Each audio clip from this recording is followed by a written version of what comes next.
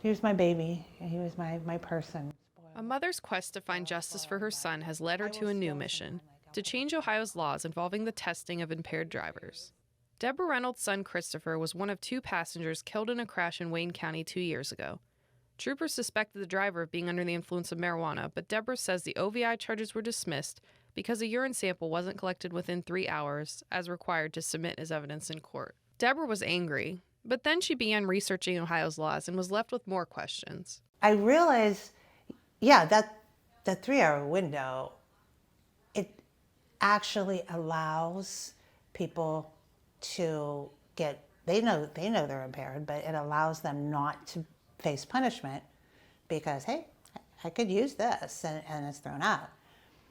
But it has a very real possibility that it's also convicting people that are innocent. Deborah now questions if the driver was impaired because Ohio has no test to accurately measure impairment from marijuana.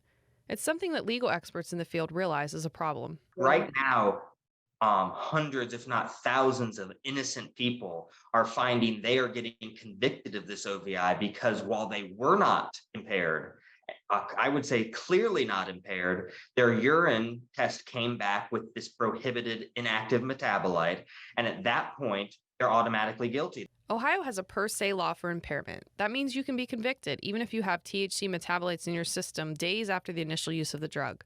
And Catter says having a medical marijuana card is no defense. Until technology for THC testing catches up, some legislators are working to update Ohio's laws. Senator Nathan Manning introduced Senate Bill 203 to get rid of the per se law as the only means of determining impairment and allow drivers to fight their cases in court. Modernize how we do this with science and actually punish those people that are driving impaired, driving high under marijuana, but not unfairly punish people that could have legally done medical marijuana or legally done recreational marijuana in another state a few days ago and then are driving, but technically over the what they call a per se limit, where if you're over the limit, you're automatically guilty. Researchers are working on some promising new tools for better determining impairment, but they say it could be a while until it's in the hands of law enforcement. You can read more about that and how local law enforcement say they handle these cases in the story below.